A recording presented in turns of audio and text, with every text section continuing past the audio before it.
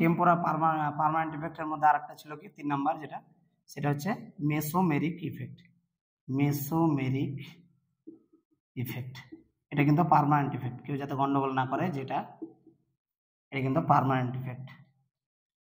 Permanent effect, কেউ যাতে কোনো গন্ডগোল না করে যে এটা টেম্পোরারি ইফেক্ট, এটা পার্মানেন্ট ইফেক্ট। কি করে হয় এটা? মেসোমেরিক ইফেক্ট মানে কিরকম? এটা দুটো হয়, একটা হয় কি প্লাস এম ইফেক্ট আর একটা হয় কি মাইনাস এম ইফেক্ট। এবার স্টুডেন্টদের মধ্যে এই জায়গাটা নিয়ে খুব গন্ডগোল থাকে, আমি এই জায়গাটা ক্লিয়ার করব। মেসোমেরিক ইফেক্ট আমি দেখব প্লাস এম কারা দেখাবে, মাইনাস এম কারা দেখাবে এবং কেন দেখাবে, এটা ক্লিয়ার করব। ধরে নাও NH2 গ্রুপ, তাহলে এর লোন পেয়ার আছে, তাহলে এ যদি কোনো সিস্টেমে যুক্ত থাকে তাহলে কি করবে? ও লোন পেয়ার ডোনেট করবে, মানে লোন পেয়ার দান করবে। তাহলে কেউ যদি দেয় ইলেকট্রন তাহলে তাকে কি বলি? যেমন আমরা বলছিলাম যে methyl group, ethyl group electron দিচ্ছিল, তাহলে ইলেকট্রন দিলে ইলেকট্রন ঠেলে দিচ্ছিল, তার মানে ওরা প্লাস আই গ্রুপ। তাহলে সেম ভাবে এ কি plus M group, plus M group বা এর প্লাস এম ইফেক্ট আছে, প্লাস এম। সেম ভাবে OH মাইনাস এর লোন পেয়ার। সেম ভাবে আমরা ধরতে পারি আর এরকম কি আছে, সেম ভাবে আমরা NH আর এটাও বলতে পারি।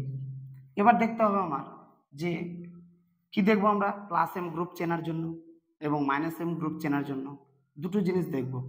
প্লাস এম গ্রুপ চেনার জন্য আমরা দেখব যে লোন পেয়ার ফার্স্ট অ্যাটমে যে প্রথম অ্যাটমটা আছে, এই যে এটা প্রথম অ্যাটম, প্রথম অ্যাটম, প্রথম অ্যাটম, তাহলে ফার্স্ট অ্যাটমে ফার্স্ট অ্যাটমে কি থাকতে হবে? ফার্স্ট অ্যাটমে লোন পেয়ার যদি থাকে, লোন পেয়ার থাকলে সেটা প্লাস এম গ্রুপ হিসেবে কাজ করবে। এটা হচ্ছে ফান্ডা, একদম গ্রুপ হিসাবে কাজ করবে। বোঝা গেল কি বললাম? তাহলে প্রথম অ্যাটমে লোন পেয়ার, তাহলে ডোন্ট করার চেষ্টা করবে। তাহলে এগুলো কি হবে? ফার্স্ট অ্যাটমে লোন পেয়ার থাকলে প্লাস এম গ্রুপ হিসেবে কাজ করবে। এবার তুমি মিলিয়ে নিবা যতগুলো গ্রুপ আছে। এবার দেখা যেতে পারে যে OCH3 এরকম থাকতে পারে, মানে এই গ্রুপটাকে আমরা কি লিখতে পারি? O, আর CH3 কে অ্যালকিল গ্রুপ লিখতে পারি OR। তাহলে আমরা অনেক সময় গন্ডগোল হয় কি, বেনজিন রিং যদি দিয়ে দেয় আমাদের, ঠিক আছে, এখানে CH3 গ্রুপ যদি থাকে, এরকম যদি গ্রুপ থাকে, আর এখানে যদি OCH3 থাকে, তাহলে আমাদের কিন্তু খুব সমস্যা হয় যে এটা কি অক্সিজেনের লোন পেয়ার দিয়ে ঠেলবে না আবার টানবে না কি হবে, আমাদের কিন্তু গন্ডগোল হয়। তো এই গন্ডগোলটা যাতে না হয় তার জন্যই এটা বোঝানো। তাহলে আমরা ফার্স্ট অ্যাটম দেখবো, এই দেখো ফার্স্ট অ্যাটম, তাহলে লোন পেয়ার আছে, তাহলে ও কি করবে? ডোনেট করবে।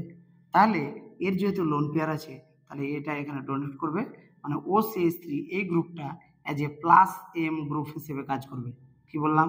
As a plus M group হিসাবে কাজ করবে, প্লাস এম গ্রুপ। বোঝা গেল? এটা কি গ্রুপ হিসেবে কাজ করবে? এই ইলেকট্রনের দিকে ঠেলছে, তাহলে এটা প্লাস আই গ্রুপ হিসেবে কাজ করবে। বোঝা যাচ্ছে না? তাহলে প্লাস এম প্লাস আই এর মধ্যে ডিফারেন্স কি হলো? সবাই বলতে পারো যে স্যার এটাও তো প্লাস আই গ্রুপ হিসেবে কাজ করতে পারে, প্লাস আই ইফেক্ট দেখাতে পারে, কিন্তু না, প্লাস এম কেন?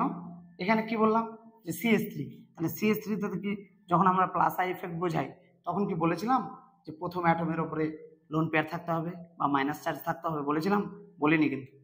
তার জন্যই ওইটা কি প্লাস আই। আর যখন ফার্স্ট অ্যাটমের উপরে লোন পেয়ার থাকবে, আমরা জানি অক্সিজেনের উপরে কি আছে? লোন পেয়ার আছে, তাহলে এই লোন পেয়ারটাই ও এখানে দান করবে। বোঝা গেল? তাহলে যখন ফার্স্ট অ্যাটমে লোন পেয়ার থাকবে তখন সেই গ্রুপ প্লাস এম গ্রুপ হিসেবে কাজ করবে। এটাই হচ্ছে বেসিক ফান্ডা। বোঝা গেল? এবার প্লাস এম তো বোঝা গেল, এবার স্যার মাইনাস এম কি করে চিনব? এবার মাইনাস এম চেনার জন্য এখানে মাথায় রাখতে হবে তোমাদের যে এখানে যেমন বললাম ফার্স্ট অ্যাটমে লোন পেয়ার থাকতে হবে, সেম ভাবে এখানে মনে রাখতে হবে যে মাইনাস এম গ্রুপ হিসেবে তারাই কাজ করবে। মাইনাস এম গ্রুপ কে কাজ করবে? যেমন ফার্স্ট অ্যাটমে, প্রথম অ্যাটম এ পাই বন্ড থাকতে হবে। পাই বন্ড মানে ফার্স্ট অ্যাটম কি করবে? পাই বন্ড এর সাথে যুক্ত থাকতে হবে। এর সাথে সাথে যদি যুক্ত থাকে তাহলে সেই গ্রুপ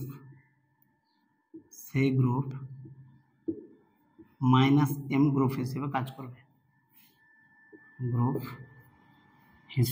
করবে, এই দুটো হচ্ছে ইম্পর্টেন্ট ফান্ডা বোঝার, +m and -m হিসাবে কাজ করবে। কিরকম আমরা যদি উদাহরণ নিই, তাহলে বুঝতে পারবো। ঠিক আছে, এটা বোঝা গেল। তাহলে উদাহরণ যদি নিই আমরা, তাহলে দেখো CHO এই গ্রুপটাকে আমরা কিভাবে লিখতে পারি? ধরুন এটা CHO লিখলাম, তাহলে এটাকে CH ডবল বন্ড লিখতে পারি, এটা CH ডবল বন্ড।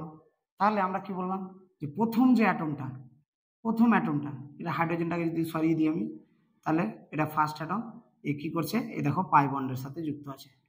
তাহলে প্রথম অ্যাটমটা, প্রথমে কি বললাম যে প্রথম অ্যাটমটা যদি প্রথম অ্যাটমে লোন পেয়ার থাকে, তাহলে সেটা কি করবে, +m গ্রুপ হিসেবে কাজ করবে।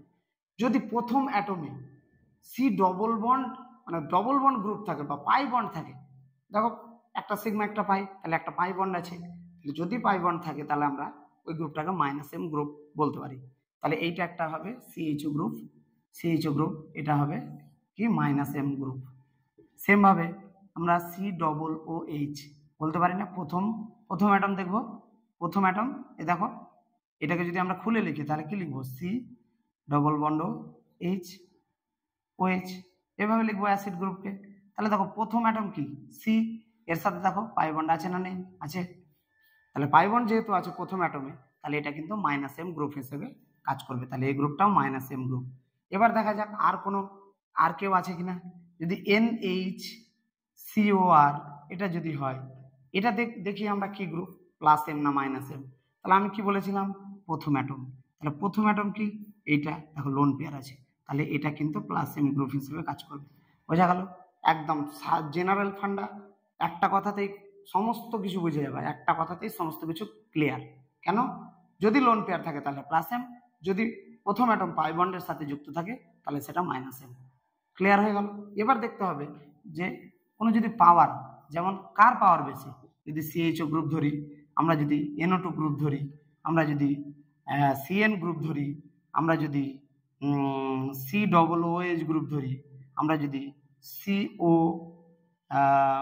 কি বলবো এখানে CH3 এরকম গ্রুপগুলো যদি ধরি, তাহলে আমরা কোনটার সব থেকে বেশি কি বলবো -m পাওয়ার বেশি, কি করে আমরা এবার ডিসাইড করব, আমরা সিদ্ধান্ত কি করে নেব যে কোন গ্রুপগুলোর বেশি, মানে -m পাওয়ার বেশি। -m যদি আমি বলি যে -m হিসেবে সাজাও, তাহলে আমাকে দেখতে হবে যে এই গ্রুপটা কি হিসেবে আছে, C ডবল বন্ড OH, তাই তো। এটা কি NO2 মানে কি ডবল বন্ড একটা, আর একটা এরকম আছে, এটা প্লাস আছে, ঠিক আছে, এরকম আছে। এবার CN, C triple bond N, C double bond OH, ঠিক আছে। এটা কি আছে, C হ্যাঁ ও CH3, এটাই আছে, এছাড়া কিছু নেই এখানে। তাহলে এটা যেহেতু দুটো হাত হলো, তাহলে আরো দুটো হাত লাগাতে হবে, দুটো হাত লাগিয়ে দিলাম এরকম। তাহলে এবার দেখতে হবে যে প্রথম কার্বনের সাথে আমার ডবল বন্ড আছে না নেই। তাহলে এটা প্রথম কার্বন না প্রথম অ্যাটমের সাথে ডবল বন্ড আছে, তার মানে এটা -m। এইটা প্রথম অ্যাটম ডবল বন্ড আছে, তার মানে -m। প্রথম অ্যাটম ডবল বন্ড আছে -m, প্রথম অ্যাটম ডবল বন্ড আছে -m, প্রথম অ্যাটম ডবল বন্ড নেই, লোন পেয়ার, এটা +m হিসেবে কাজ করবে।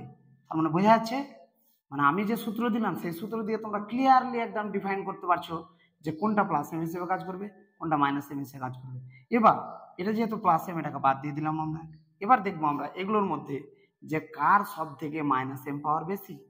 তাহলে -m পাওয়ার বেশি মানে কি, তার মানে ইলেকট্রন টানার ক্ষমতা। তাহলে কেউ যদি ওকে ইলেকট্রন দিয়ে দেয়, ধরে নাও এখানে যদি এরকম গ্রুপ থাকতো C ডবল বন্ড, এখানে OR না, OR মানে OCH3, তাহলে আমরা দেখছি এটা লোন পেয়ার, তাহলে এখানে ডোনেট করতো। তাহলে দেখো কার্বন কিন্তু ইলেকট্রন এর কাছ থেকে পেয়ে যাচ্ছে, তার মানে কি এর -m পাওয়ার কমে গেল। তাহলে কেউ যদি টানে ইলেকট্রন যদি কেউ টেনে নেয় তাহলে মাইনাস এম গ্রুপ পাওয়ারটা বেড়ে যাবে, কেউ ইলেকট্রন যদি ঠেলে দেয় তাহলে মাইনাস এম পাওয়ারটা কমে যাবে, তাহলে এর মাইনাস এম পাওয়ার কিন্তু কমে গেল। এবার এখানে ওএইচ গ্রুপ ঠেলছে না টানছে, এখানে হাইড্রোজেন যেহেতু তার মানে ওএইচ ও লোন পেয়ার দিচ্ছে, তার মানে এবার যেহেতু CH3 গ্রুপ আছে তাহলে এর পাওয়ারটা বেশি, তার মানে মাইনাস এম পাওয়ার কিন্তু এর থেকে এর বেশি, মানে এ তো দিয়ে দিল ইলেকট্রন দিয়ে দিল মানে মাইনাস এম পাওয়ার কমে গেল। এবার এখানে কম দিচ্ছে তার মানে কি হলো, আরো কমলো, তাহলে এই দুটোর মধ্যে কম্পেয়ার করে নিলাম। এবার এগুলোর মধ্যে দেখবো কি, দেখো অক্সিজেন লোন পেয়ার আছে, এ দিয়ে দিবে, তাহলে এও কমে গেল। আচ্ছা নাইট্রোজেন, এর হচ্ছে তিনখানা বন্ড মানে কি, তিনখানা বন্ড মানে ওর মানে এটা sp আর এটা কি, এটা sp2, তাহলে sp যদি হয় sp2 হয় তাহলে যার ইলেকট্রন নেগেটিভিটি বেশি সেই ইলেকট্রন টেনে দিবে নিজের দিকে, তার মানে এর আর এর মধ্যে যদি ডিফাইন করি তাহলে এর কিন্তু প্লাস এম মাইনাস এম পাওয়ার কি হলো, বেড়ে গেল, এর কমে গেল। এবার সিএইচও গ্রুপে কি হচ্ছে, কেউ ডোনেট করছে না, দেখো ডোনেট করছে না মানে কি, মাইনাস এম পাওয়ার এর বেড়ে গেল, তার মানে এর মাইনাস এম প্রবণতা বেশি। কেন বেশি, মানে আমি কম পেয়ার করতে পারছি, তার মানে আমি কি দেখবো, প্রথম অ্যাটম দেখলাম তারপরে সাইড অ্যাটম দেখবো, সাইড অ্যাটমের মধ্যে কেউ যদি ইলেকট্রন দিতে পারে তাহলে ওর মাইনাস এম পাওয়ার কমে গেল, মানে মাইনাস এম মানে কি, ইলেকট্রন ও নিজের দিকে টানছে, তার মানে কি ওর ঘাটতি আছে। এবার আমি সাইড থেকে একজন কেউ দিয়ে দিল, তাহলে আমি অন্যজনের কাছ থেকে তো নিব না, নিব কি, এবার সাইড থেকে দেখো এরা কিন্তু দিয়ে দিচ্ছে, ফলে এদের মাইনাস এম পাওয়ার কমে গেল। এখানে হাইড্রোজেন আছে, মিথাইল গ্রুপ দিচ্ছিল, এখানে হাইড্রোজেন আছে শুধু অক্সিজেনই দিচ্ছে, তাহলে তুলনামূলক কম দিচ্ছে, তাহলে এর প্লাস মাইনাস এম পাওয়ার একটু বাড়লো ওর থেকে।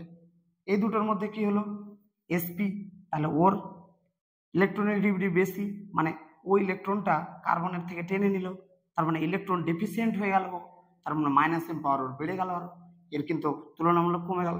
আর এর ক্ষেত্রে বেড়ে গেল কেন, কারণ এর সাইডে হাইড্রোজেন, এর তো দেওয়ার ক্ষমতা নেই ইলেকট্রন, তাহলে কি করবে, ইলেকট্রন যেহেতু দেওয়ার ক্ষমতা নেই তার জন্য মাইনাস এম পাওয়ার বেড়ে গেল। তাহলে এইভাবে আমরা পরস্পরের সাথে কম্পেয়ার করব, plus M and minus M, তাহলে বোঝা গেল, এটা খুবই ইম্পর্টেন্ট টপিক এটা। এবার আমরা যাব হাইপার কনজুগেশনে। হাইপার কনজুগেশনটা এবার কি জিনিস জানবো, হাইপার কনজুগেশনকে বলা হয় নো বন্ড রেজোনেন্স। কেন, কারণ হচ্ছে ফার্স্ট আগে দেখতে হবে হাইপার কনজুগেশন জিনিসটা কি, ফার্স্ট হাইপার কনজুগেশন,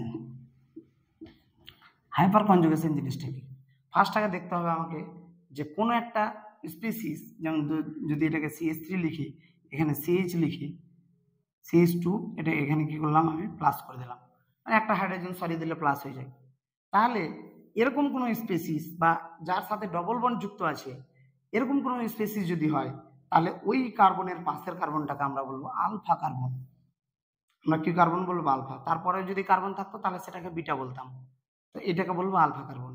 বা যদি এটা এরকম ফর্মে থাকতো CH3 CH দিয়ে এখানে কি হতো, ধরে নাও এখানে ডবল বন্ড CH2 এরকম আছে, তাহলে এটা এই কার্বনটার সাথে ডবল বন্ড আছে, মানে এই কার্বনটাকে মেন কার্বন ধরলাম, তার পাশের কার্বনটাকে আলফা কার্বন ধরবো, তাহলে কোনো কনজুগেটেড সিস্টেম হতে পারে বা কোনো প্লাস সিস্টেম হতে পারে বা কোনো মাইনাস সিস্টেম হতে পারে, মানে এরকম, মানে ফাঁকা পি অরবিটাল আছে, দেখো এর ফাঁকা পি অরবিটাল আছে, হ্যাঁ এখানে দেখো এই বন্ড যদি এখানে চলে যায়, এই বন্ডটা যদি এখানে চলে যায় তাহলে এর কিন্তু প্লাস তৈরি হলো, তার মানে এরকম স্ট্রাকচার আসছে, এরকম স্ট্রাকচার আসার মানে কি, তার মানে ওর যে পি অরবিটাল, কার্বনের তো পি অরবিটাল আছে, তাহলে পি অরবিটালটা ফাঁকা হয়ে গেল, তার মানে কেউ যদি ইলেকট্রন পি অরবিটালে দেয় তাহলে সে নিতে পারবে, তাহলে কি হচ্ছে হাইপার কনজুগেশন কথাটার মানে কি, এটাকে বলা হয় নো বন্ড রেজোনেন্স। তাহলে দেখতে হবে আমাকে যে পাশের যে কার্বন আছে আলফা কার্বন, সেই কার্বনে আলফা হাইড্রোজেন, যেগুলো হাইড্রোজেন আছে ওগুলোকে বলবো আলফা হাইড্রোজেন। এই আলফা হাইড্রোজেন যদি একটা আলফা হাইড্রোজেন গুলো কিভাবে ছিল, তিন দিকে তিনটা ছিল, এইভাবে এইভাবে এইভাবে, এবার এ যদি এর ইলেকট্রন ছেড়ে দিয়ে প্লাস হিসেবে H প্লাস হিসেবে এখান থেকে বেরিয়ে যায় তাহলে এখানে মাইনাস পড়ে থাকবে, কারণ ওই বন্ডের ইলেকট্রনটা তো কার্বন পেয়ে গেল, তাহলে এই বন্ডটা কি করবে, এই বন্ডে পড়বে, রেজোনেন্স হবে, দেখ কি তৈরি করবে, নেক্সট স্টেপে সি, এই দেখো এইচ এখানে ছিল, এখানে ছিল, এখানে তো নেই, এটা ডবল বন্ড পড়ে গেল, CH2 হয়ে গেল, এই প্লাসটা উঠে গেল কারণ বন্ডটা পড়ে গেল, আর কি আলাদা করে H+ চলে এলো। তাহলে এখানে আমাকে দেখতে হচ্ছে কি যে দেখো, আর হাইড্রোজেনটা কি পাশে এইভাবে H+ হিসেবে পড়ে থাকলো। তাহলে এখানে কি হলো, হাইড্রোজেনটাকে H+, এখানকার হাইড্রোজেন, এই পার্টটা যদি আমরা দেখি তাহলে আলফা কার্বন থেকে আলফা হাইড্রোজেন পাশেই পড়ে থাকলো কিন্তু বন্ড থাকলো না, ওই জন্য আমরা বলছি নো বন্ড রেজোনেন্স। অথচ দেখো রেজোনেন্স হলো, তাহলে কি হলো, এটা কি বন্ড, এই বন্ডগুলো কি সিগমা বন্ড, তাহলে সিগমা বন্ডের ইলেকট্রন কিন্তু ট্রান্সফার হলো, no pi bond electron, sigma বন্ডের ইলেকট্রন কিন্তু ট্রান্সফার হলো। তাহলে এটাকে কি বলবো, সিগমা কনজুগেশন বা হাইপার কনজুগেশন বলতে পারি। বা যেহেতু H+টা এখানে পড়েই থেকে গেল, কোনো বন্ড থাকলো না, এই জন্য বলি নো বন্ড রেজোনেন্স। তাহলে আমাকে সিস্টেমটাকে কি হতে হবে এখানে, তাহলে শর্ত বললাম কি যে আলফা হাইড্রোজেন থাকতে হবে, মানে আলফা কার্বনের সাথে যুক্ত যেগুলো হাইড্রোজেন এগুলোর নাম হচ্ছে আলফা হাইড্রোজেন। আলফা হাইড্রোজেন থাকতে হবে নাম্বার 1। আর নাম্বার 2, পাশের কার্বনটাতে ভ্যাকান্ট পি অরবিটাল থাকতে হবে। ভ্যাকান্ট মানে ফাঁকা, পি কক্ষ থাকতে হবে, এটা প্লাস, মানে এই যে পি কার্বনের যে পি কক্ষটা, এই কক্ষটা ফাঁকা আছে কিন্তু কোনো ইলেকট্রন নেই, এরকম সিস্টেম থাকতে হবে। আরেকটা কি শর্ত, কনজুগেটেড আনস্যাচুরেটেড সিস্টেম থাকতে হবে। এই যে আলফা কার্বন, এই যে এই কার্বনের পাশের কার্বন আলফা কার্বন, সাথে আলফা হাইড্রোজেন আছে, তার মানে এর হাইপার কনজুগেশন হবে। দেখতে হবে যে সিস্টেমটা যাতে আনস্যাচুরেটেড সিস্টেম হয়। দেখো আনস্যাচুরেটেড মানে কি ডবল বন্ড আছে, তার মানে কি ডবল বন্ড যদি থাকে বা ভ্যাকান্ট পি অরবিটাল যদি থাকে তাহলেই হাইপার কনজুগেশন হবে, না হলে কোনোভাবে হাইপার কনজুগেশন হবে না। এই দুটো হচ্ছে শর্ত। এবার স্টেবিলিটি কিভাবে ব্যাখ্যা করব, যার যত আলফা হাইড্রোজেন বেশি তার তত number of hyper conjugation structure তত বেশি। ধরে নাও আমরা উদাহরণ হিসেবে দেখাতে পারি যে যদি উদাহরণ হিসেবে দেখায় যে সি এটা প্লাস ছিল, হ্যাঁ এটা হচ্ছে CH3, এটা হচ্ছে, হ্যাঁ এটা 1 নাম্বার ধরলাম, 2 নাম্বার কি ধরলাম, সি এটা প্লাস ছিল, এটা CH2, ঠিক আছে, আর এইটাও এটা CH3, এটা হচ্ছে তোমার CH3, ঠিক আছে, এটা CH, দুটো একটা 3টে প্লাস, বাস এটা 2 নাম্বার। আর একটা কি এইটা C+, CH3, এটা CH3। তাহলে এবার এখানে দেখতে হবে যে এটা যদি 3 নাম্বার হয় তাহলে এখানে দেখব যে কার, বা যদি আমি এরকম ভাবে লিখি C+,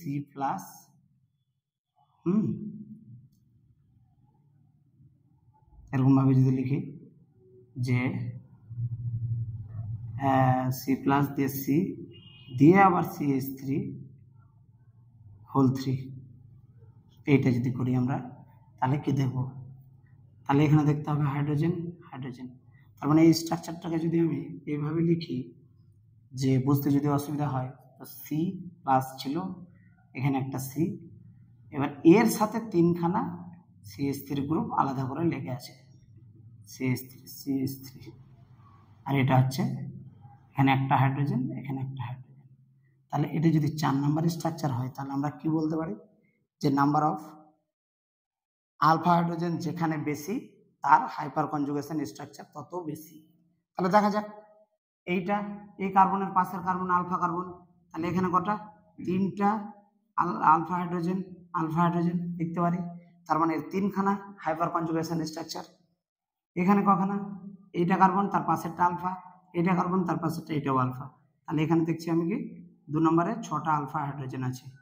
এইখানে দেখো এইটার পাশেরটা আলফা হাইড্রোজেন, এটাও আলফা হাইড্রোজেন, এটাও আলফা কার্বন, এই সবকটা আলফা কার্বন, আর আলফা কার্বনের সাথে যুক্ত হাইড্রোজেন হচ্ছে আলফা হাইড্রোজেন, তাহলে 3 3 6 3 9, তাহলে 9খানা আলফা হাইড্রোজেন। এবার এখানে দেখা যাক কখানা আলফা হাইড্রোজেন আছে, এই কার্বনটা, এর পাশের কার্বনটা আলফা কার্বন, এগুলোতে কোনো কার্বন নেই, মানে এগুলো কি, এগুলো কিন্তু আলফা হাইড্রোজেন নয়, দে আর নট আলফা হাইড্রোজেন। কেন, কারণ এরা আলফা কার্বনের সাথে যুক্ত না, ডাইরেক্টলি এই প্লাস কার্বনের সাথে যুক্ত, তার মানে এই দুটো হাইড্রোজেন আলফা হাইড্রোজেন নয়। এবার এর পাশের কার্বন আলফা কার্বন, তাহলে এই কার্বনের সাথে কোনো হাইড্রোজেন যুক্ত আছে না, নেই, CH3, তাহলে এগুলো কি এর সাথে তিনখানা বন্ডের কোনো বন্ডেই হাইড্রোজেন নেই, তাহলে এখানে একখানাও আলফা হাইড্রোজেন নেই। তাহলে তোমরা যদি বলো যে স্যার তাহলে এগুলো কি, তাহলে এই কার্বনটার পাশের কার্বনটা বিটা কার্বন, এই কার্বন এটাও বিটা কার্বন, এইটাও বিটা কার্বন, তাহলে এগুলো কি, এটা বিটা কার্বন, তাহলে এগুলো কি, এটা beta hydrogen, beta hydrogen, beta hydrogen. বোঝা গেল? তাহলে এখানে কিন্তু একখানাও আলফা হাইড্রোজেন নেই, তাহলে এটা 0 আলফা হাইড্রোজেন। সবাই এই স্ট্রাকচারে ভুল করে, সবাই ভাবে কি 3 3 6 3 9 10 11 11খানা আলফা হাইড্রোজেন। নো, এখানে এই কার্বনের সাথে যে যুক্ত কার্বন আলফা কার্বন, এখানে কোনো হাইড্রোজেন নেই, তার জন্য এখানে 0 আলফা হাইড্রোজেন। এগুলো যেগুলো কার্বন সেগুলো হচ্ছে বিটা কার্বন, এগুলো হচ্ছে বিটা হাইড্রোজেন। যদি আমাকে জিজ্ঞেস করতে বিটা হাইড্রোজেন কটা, তাহলে হচ্ছে 9খানা বিটা হাইড্রোজেন। বোঝা গেল? তাহলে আমি যার যত বেশি, তাহলে 3 নম্বরের সব থেকে বেশি স্টেবিলিটি। কেন? কারণ 9খানা আলফা হাইড্রোজেন, তারপরে 2 নম্বরের, তারপরে 1 নম্বরের, তারপরে তোমার 4 নম্বর। যদি বলি স্টেবিলিটি অফ কার্বোক্যাটায়ন, তাহলে এখানে স্টেবিলিটি অফ কার্বোক্যাটায়ন ব্যাখ্যা করতে পারলাম, যেহেতু এটা কার্বোক্যাটায়ন ছিল। এটা যদি ফ্রি রেডিকাল থাকতো তাও আমরা হাইপার কনজুগেশন দিয়ে ব্যাখ্যা করতে পারতাম। এইটা যদি আমাদের ইলেকট্রন ডেফিসিয়েন্ট কোনো স্পেসিস থাকতো তাও ব্যাখ্যা করতে পারতাম। এইটা যদি পাই বন্ড থাকতো তাও ব্যাখ্যা করতে পারতাম। এইটা যদি ভ্যাকান্ট পি অরবিটাল থাকতো তাও আমরা এই স্টেবিলিটি ব্যাখ্যা করতে পারতাম। বোঝা গেল? তাহলে হাইপার কনজুগেশন কিন্তু শেষ, আর কিছু নেই এখান থেকে।